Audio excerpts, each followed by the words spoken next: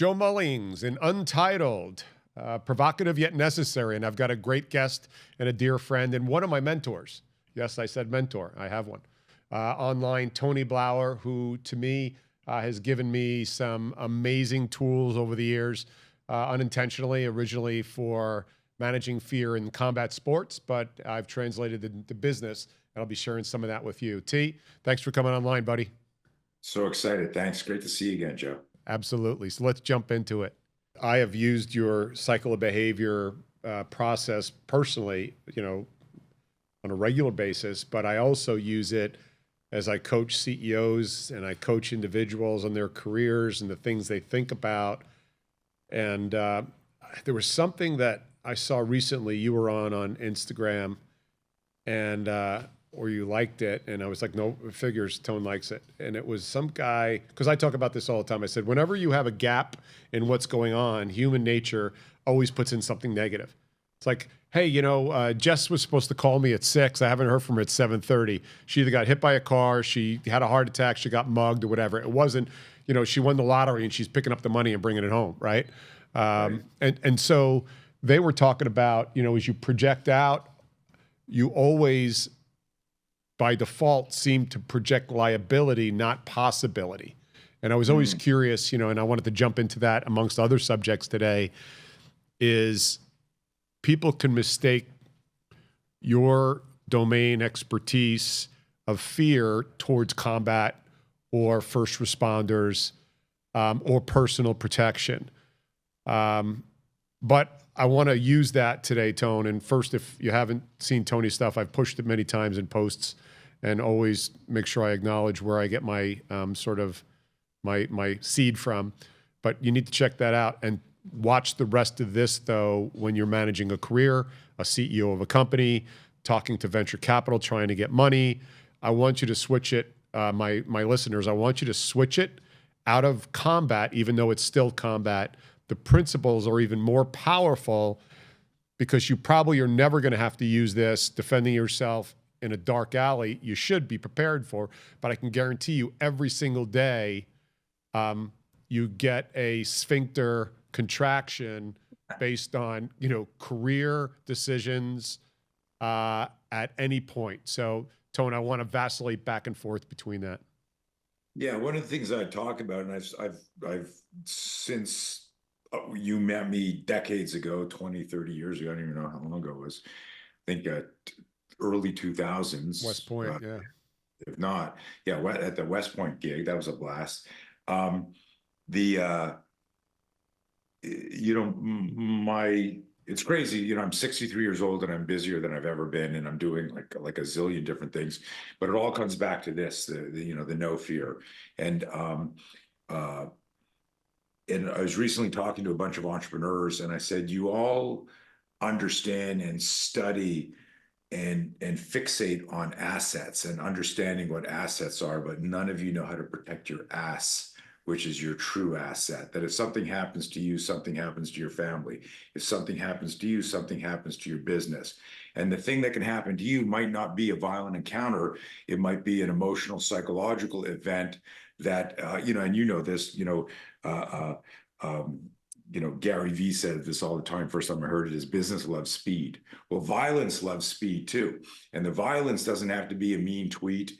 The violence could be a guy in an alley, but it could also be the violence of self-doubt.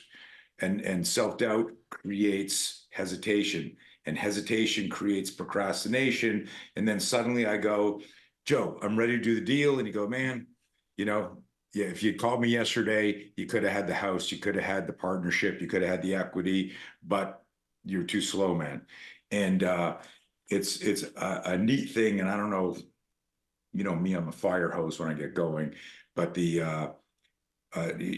something that I've been doing with sales teams, and everyone's a salesperson, right? It's like, you want to pick somebody up. You're a salesman. You want to get maybe you want to get your kids to start doing something. You can say, do this or else, or you're selling. And that's just the psychology of persuasion.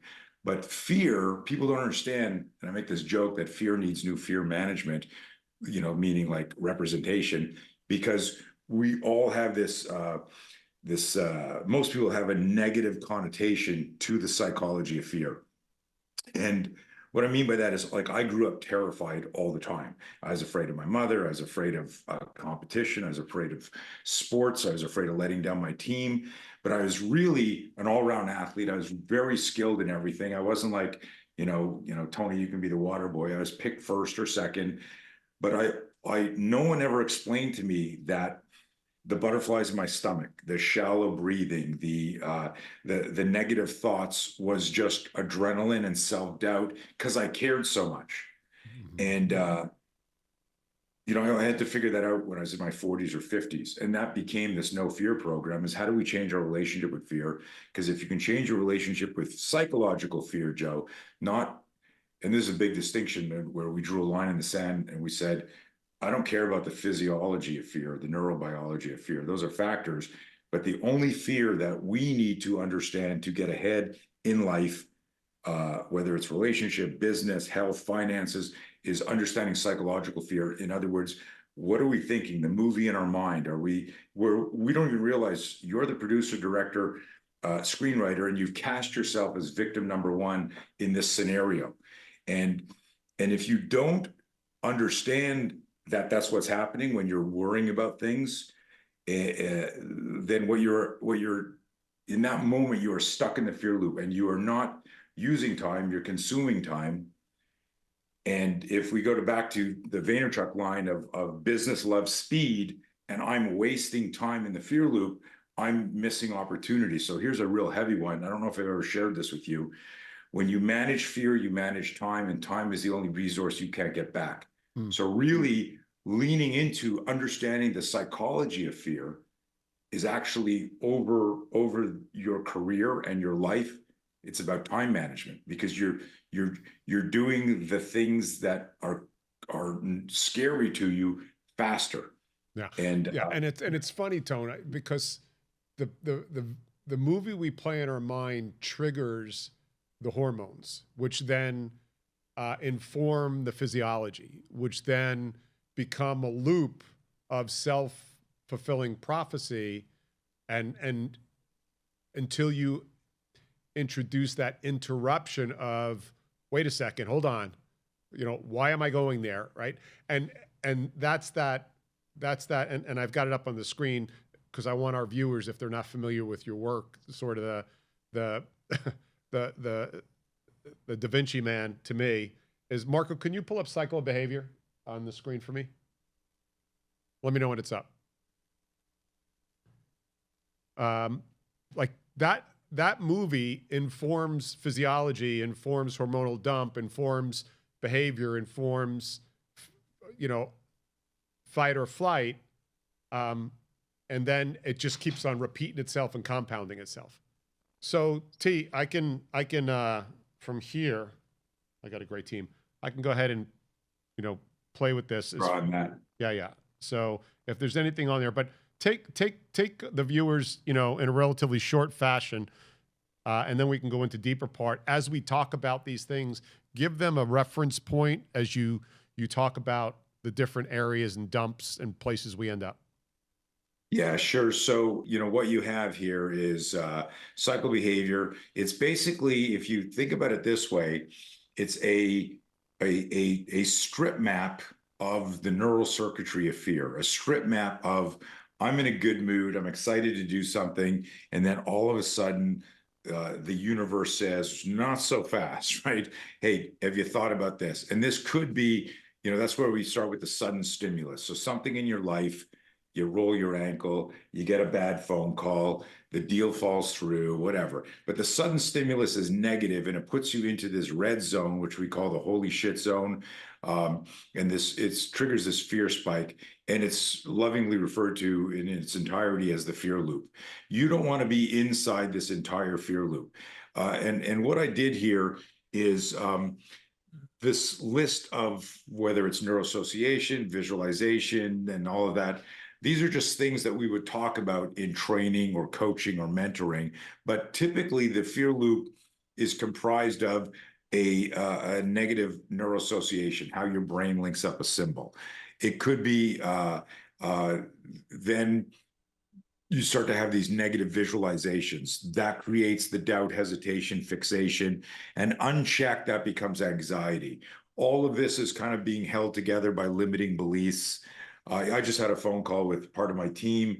You know, one person on my team, we had a stimulus introduced too quickly this week, Joe, where a key member had to resign because of a health issue with an ailing parent, and it was just too much. And just out of the blue had to resign. So I got part of my team in the fear loop, and part of my team is in the duress path. And I'll get to that. But you know, I just sit there with everyone and go, "Hey guys, we're a fear management company. We're gonna be fine. Yes, there's chaos right now, but let's get out of the fear loop." And I'll share the two acronyms down there. So fear, FEAR, acronym 1 to 1 is number one is false expectations. Sorry, false evidence appearing real. When we see something externally where we think, oh shit, we're screwed. Acronym number 2 is false expectations. When you have an external stimuli that triggers this move in your mind, that's the false expectation. And I love to explain that as we are visualizing a future event. It hasn't happened, but it's debilitating us in the present. So these two acronyms often work together, but sometimes acronym number 2, false expectations, that's you daydreaming. That's you. You know, I say to somebody, hey, I need you to make this call. I need to call this person. What's going on in this deal? And you're sitting there and you're going, okay, they're not going to answer. They're going to ghost me. They're going to do this. I don't have a good relationship. And you're creating all this resistance in your mind, and it's perpetuating, like you said, you get the hormone dumps. Now you're starting to breathe different. Now you're starting to wonder, shit, am I going to have a panic attack over this?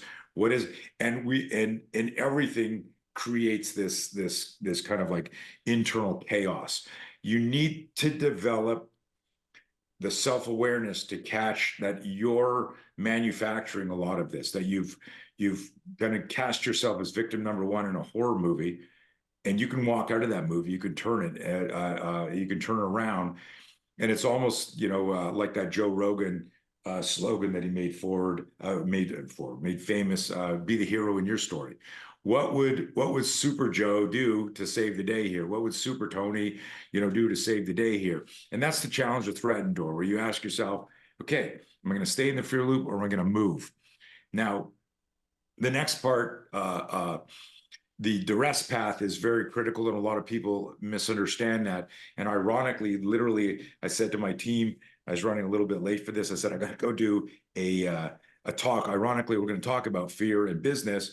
And I explained to one of our team over in Austria, who's kind of a nervous wreck about what had happened. I said, Elisa, you're in the fear loop, and you need to go into the duress path. The duress path is, I'm out of the fear loop, because the fear loop means emotional inertia, like this physics term of inertia, body's inability to move. So the fear loop is, I'm doing nothing about the problem. I'm just worrying about it, and I'm sitting here. But the problem is still there. The duress path is, I'm looking for solutions, and there's movement, either mental movement, emotional, psychological movement, or physical movement, or all of them. And what the duress path means is and I like to use metaphors, Joe, as you know. It'd be like if you're driving, and this is a good one that everyone can relate to.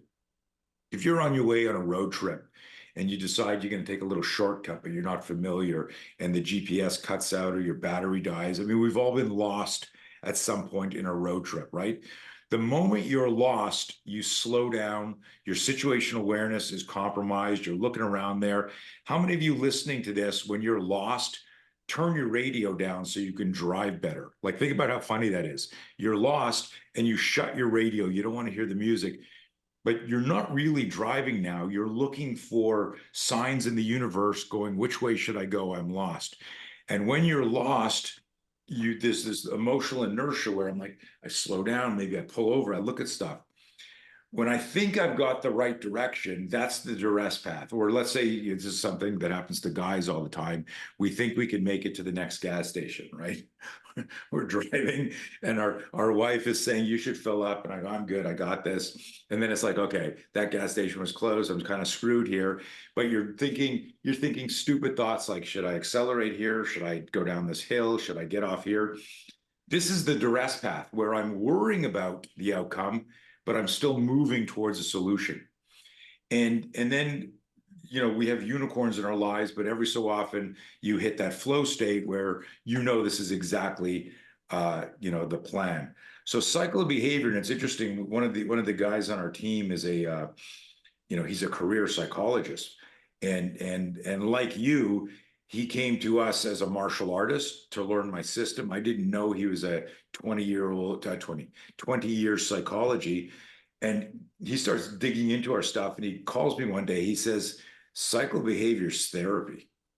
And I said to him, what do you mean, Jeff? And he says, I've got, as part of my practice, vets dealing with serious PTSD, and I'm having more success with your strip map of fear with these guys than anything I've learned in 20 years of psychology. And I said to him, Joe, I said, wow, that might be the greatest testimonial I ever had. I didn't know you were a psychologist. I said, too bad I can't use that as a testimonial, because that would be so cool. And he's like, yeah, you can, because it's true. And if you go to our No Fear or Coach Blauer page, it's up there. And what the guys liked is there was no psychobabble, no disrespect to the community. There was no pedantic, obsequious language. I had a guy, Joe, who did our No Fear program, calls me a week later, said, I went through we have a companion digital course. He goes, I went through the course.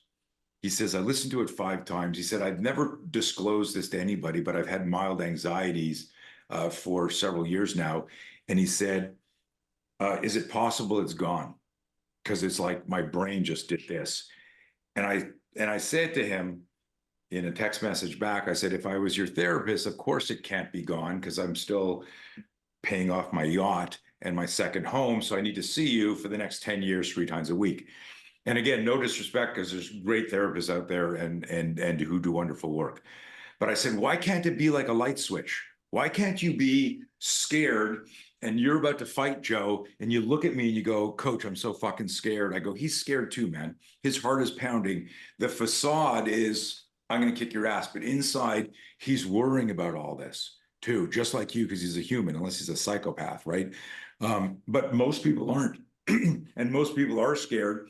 And what's neat in the last couple of years is some of our combat heroes have shown this vulnerability side. You'll hear like Tyson coming out, I cried before every fight. Yeah. George St. Pierre, one of the greatest ever to step on the mat, saying, I hated fighting. Mm-hmm. And the reason I fought is because I wanted access. I wanted the freedom to meet and hang out with the greatest minds in the world.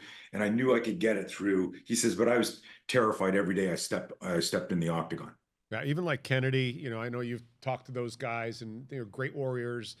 It's the thing that I want to sort of explore today is and again, the cycle of behavior script, I think is a great term. I haven't heard you use the word script before, and it really is the most powerful part that I have used and I have counseled and coached many people on is the identification, at least for me, the identification of the flinch.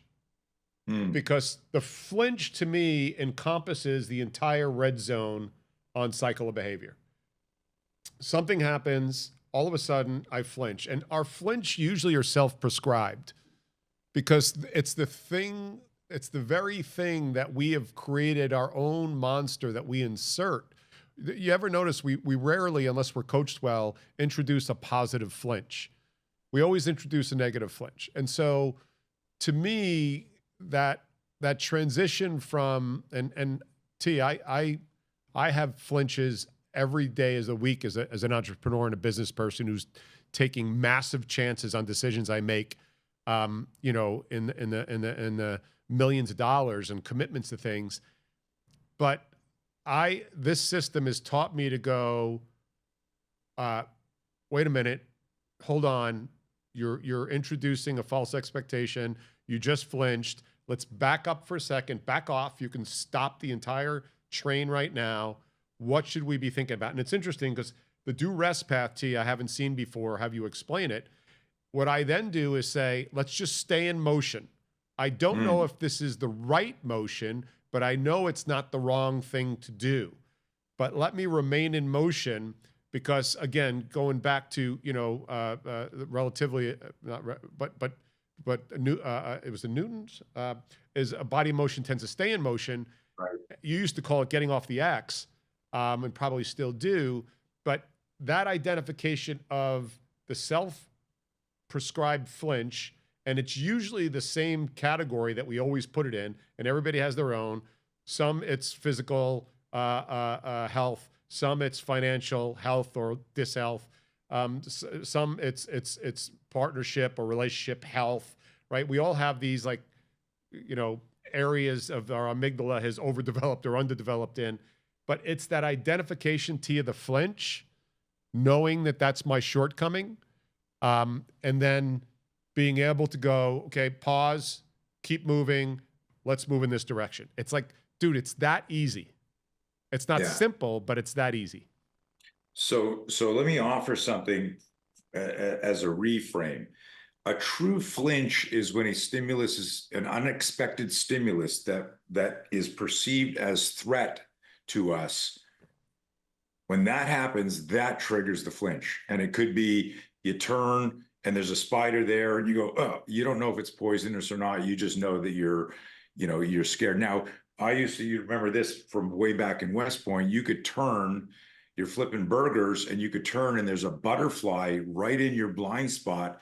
And you got your spatula there, Joe, and you turn and I go, hey, Joe, how do you want and there's a butterfly there. I'm still going to flinch, but immediately my survival system, sees the butterfly. My optic nerve says, that's a butterfly, you're cool.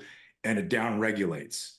And I'm going, and then everyone laughs at me for flinching at a butterfly.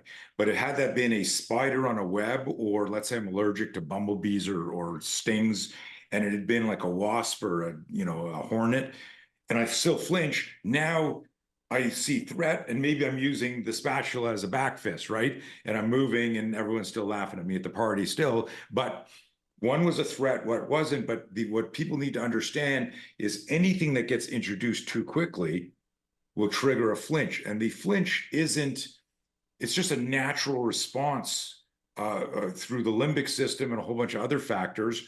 It's part of your startle response. Now,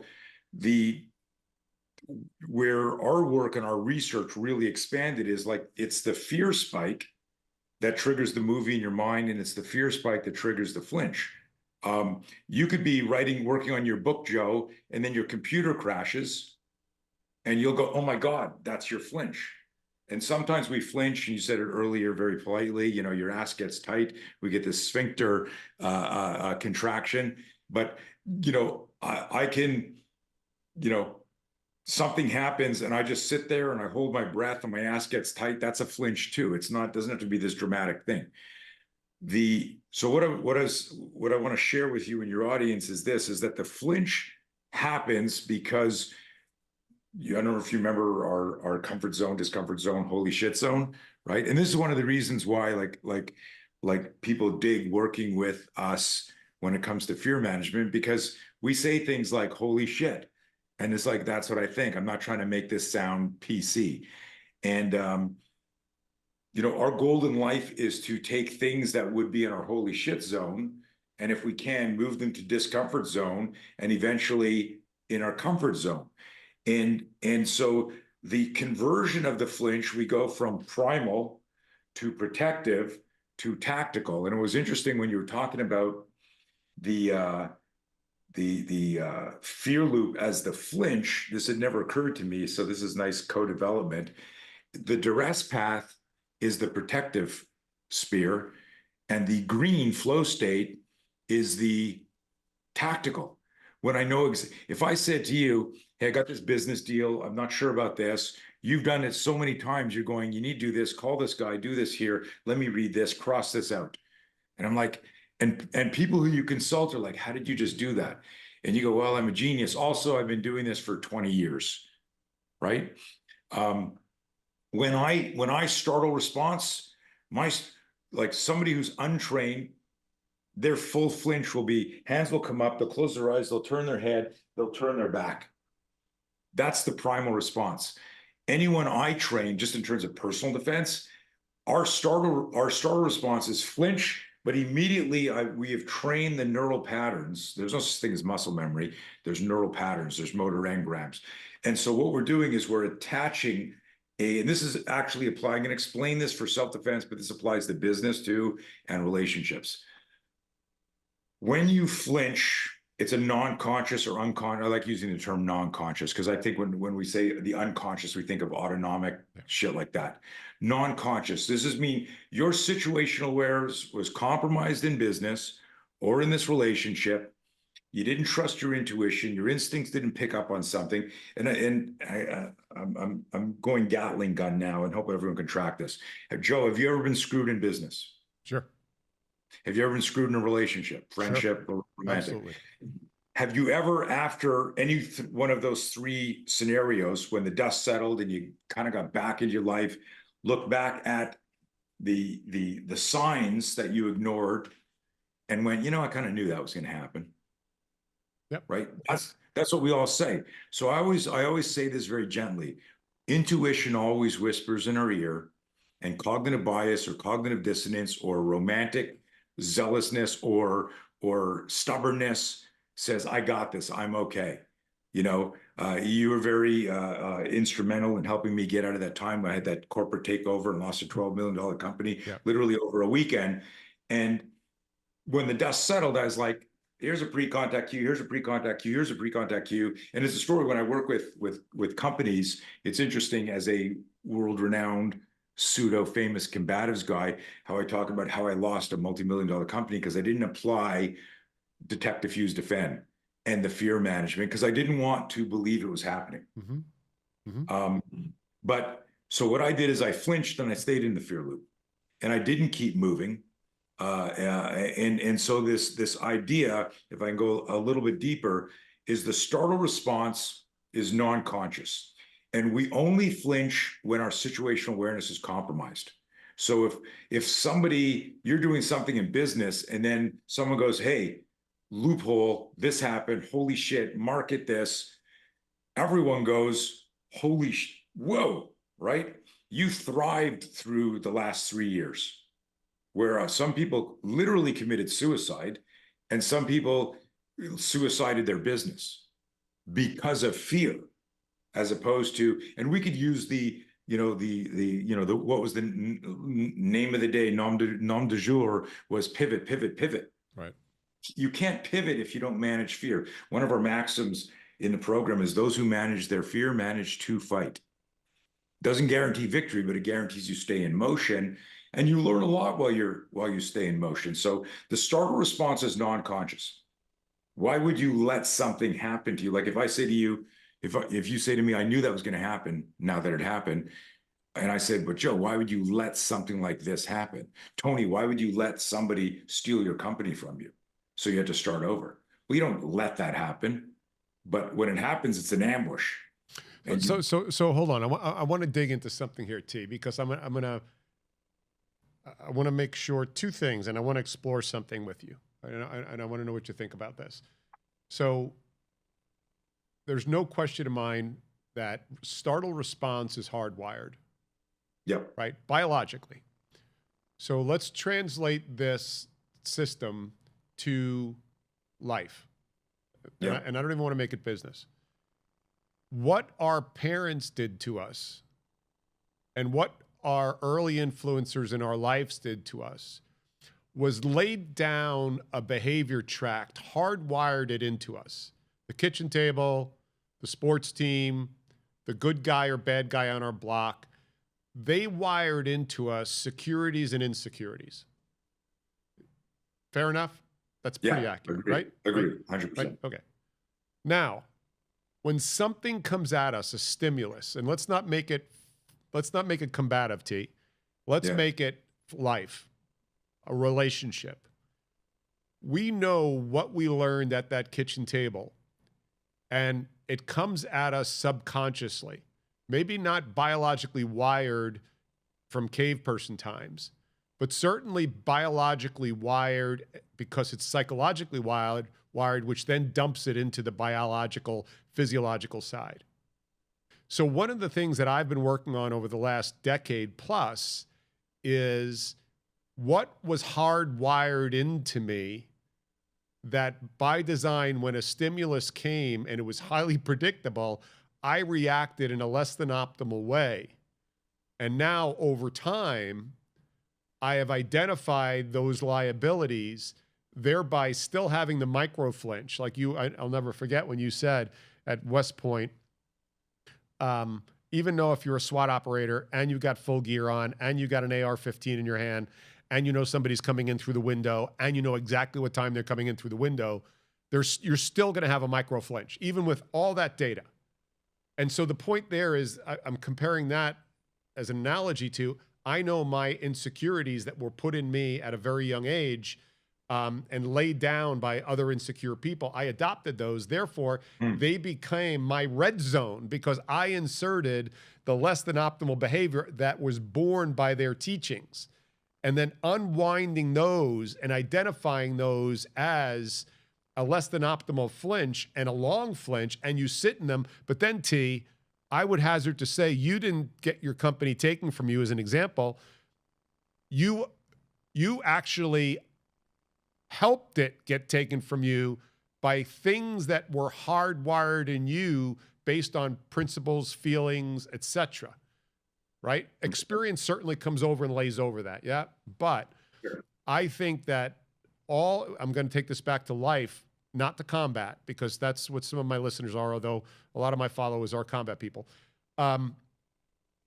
The false expectation appearing real in your personal life when it's not a combat situation are the insecurities that were laid down on your kitchen table, in quotes, from a young age that you have not defanged and given yourself a better response by becoming a Brazilian Jiu-Jitsu brown belt or a Take My Dough, I'm sorry, did I say that? Take My Dough, practitioner. That's is where I think I crossed over and took this amazing work you did and how to adopt it for that part of me. Does that make sense? Yeah, and this is what my psychologist Jeff DeTesso said. He said, "Hey, this is therapy." Let me share this. Our superpower, if there's a supplement for self-awareness, like that would be the deal, right? Like, because if you had the self-awareness that you have now 10 years ago, it wouldn't have taken you 10 years, right? So I'm in my 60s now, and I message my kids on things and I go, hey, screenshot this and save it because I know you think I'm a crazy old man, but this is true. And had somebody told me this when I was 24 or 30, that would have changed the trajectory or the efficiency of my journey. And I send it and they go, thanks, Dad, and a little heart. And then I start laughing. I always start laughing after Joe because I know when some spiritual, or I call them accidental mentors, the accidental mentor who comes into your life and says, and you're thinking, okay, old man, I got this. You don't understand, like, I'm invincible, and that doesn't apply to me. It applies to other people. And what's important when you're 10 is different when you're 20, different when you're 30, different when you're 40, different when you're 50. So back to your situation, we have a lot of courses, important courses, and we work with first responders. We have a new program called Spear Care for mental health care and services. That's going to eclipse everything. I'll talk to you about this offline. We're in hospitals, and it's going to be bigger than my law enforcement division ever was. It's crazy. And if you said to me, Tony, you got 80 different courses, you got an equipment company, you got this coaching, you got this and that, you got the training team. If you could only pick one course to teach the rest of your life, what would it be? It would be understanding cycle behavior and no fear, because here's what I've learned. Just like you, there are things that, like Groundhog Day, keep happening. When somebody says this to me, I want to punch them in the throat, and I hold it in. When what happened to me back then was, ironically, little Tony, who created the fear management system because he's trying to understand how to manage fear, was afraid of the fear, not of the fight. That's huge, Joe. I'll say that again. I realized I was afraid of the feelings of fear because no one ever put their arm around me and said, like, everyone feels that, now go fight, whether it was skiing or wrestling or gymnastics or public speaking or whatever. Um, and so, one of the things we ask people, if you didn't fear fear, what would you do? If you didn't fear fear, what would you try? Very often people are afraid of the fear, and they like tea leaves, they misread the hormonal changes, the psychological, physiological change as I'm not worthy, I'm not ready, I'm not the right guy. And I don't believe imposter syndrome exists. We but we give it a label. Like every time I go give a talk, I call up Jesse and I go, I just forgot everything I'm going to say. And she goes, you say that before every big speech. And I go, no, this time I did for real. She says, go out there, call me after the talk. And then it's like, oh, that was so good. Like, because you just do that. And it's just reminding yourself that certain personalities are wired differently. I've shared this with you, the Maurice Smith story, where I interview people who've hunted terrorists, to professional fighters, to business people. How do you manage fear? And I remember asking Maurice Smith, who was a UFC champ. He was one of the best kickboxers, Thai boxers in the world. And I said to him, Maurice, how do you handle fear before a fight? And he looked at me, Joe. Do you know the story? Have I told you this one? Mm-mm. He goes, let me ask you a question. So I think to myself, like I was just interviewing him. That was weird. That was a quick switch. Clever. He goes, do you have a job, Tony? I said, yeah, I do. He said, are you afraid to go to work? I go, no. He goes, me either. And I was like, holy shit. But guess what? If I could go to Maurice Smith when he was 14 at his first fight, and he's just pissed twice, thrown up, and he's got tears in his eyes, and I go, are you afraid? I'm afraid. Like when you get older, like old Joe is like, no, we just do this, we just do this. But there was a time, I'm sure, where you were in some small office and there were like fist holes in the gyprock because somebody screwed you, and you punch the wall and you're like, fuck, right? We forget this evolution. Yeah. So Yeah. so the most powerful thing, I get goosebumps right now, is that if you learn how to manage psychological fear. And psychological fear always has a reverberation in your body and your mind. There's like you identified, there's biological, hormonal, psychological dissonance, like a guitar string out of tune. You don't need to be a good musician. The guy's up there, somebody's off tune, or you're like, ooh, like the body knows something's off. That's the pre-contact cue for self-care. That's the pre-contact cue where something's off here. But then I say, well, you should go to the doctor. You should call up the bank. You call your mother, call your father, go up to that person and go, what'd you say? And you visualize getting that bully or that scenario is going to fuck you up. You visualize that and you back off because you don't have the toolbox or the skills or the reps yet. So studying fear improves self-awareness. Improved self-awareness inspires critical thinking, which reveals more fear. And now what you're doing is you're getting these internal reps stem. And I always tell people, like, you can't be brave if you're not afraid. And the primary ingredient in courage is fear. That if I say, how did you do that? So courageous. Like if you say to me, I wasn't afraid at all doing that, then what you did wasn't courageous. Right. So our whole system is about trying to inspire courage on demand, where you go, I'm so afraid of this conversation now with myself or with this other person, keeping about life. And you go, like think about like a hard conversation you had with like a good friend or your wife at some point, or like somebody in your management team. And I know you're different, but there was maybe a time where that might have taken a year to happen, or 6 months to happen, or 3 months to happen, because we don't want to find out the truth, or we don't want the confrontation or the conflict. Or the perceived confrontation or the perceived Right, conflict. exactly. That's the better operative word. Because when we finally have the conversation, 99% of the time, there's hugging and crying, and you're going, oh my God, you were thinking that this whole time? Yeah.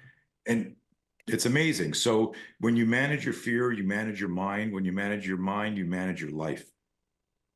I love that. I love that. All right, T, we got just a couple minutes left. Um, I think this is just part one of part more. Okay. Okay. Happy to. I always love talking to you. Yeah. I just want to give it as a gift to the people who follow me and the people who are managing their careers and the people who are managing companies and managing people's investments and managing their relationships. So like this is sort of a, hey, this worked and I know it works and you obviously know it works and it's one of the simplest yet most complex journeys you'll go on. But I think, it's they should be teaching this instead of geometry in school, candidly. I don't know why this is, Well, this is, well, can't getting on remember the shows, last time I used the Pythagorean theorem. right? Well, getting on shows like this and sharing it is part of that because I really believe, I don't know if you've noticed how weird the world's gotten, but if we could get parents to teach their kids to look at fear differently, because fear is never going away.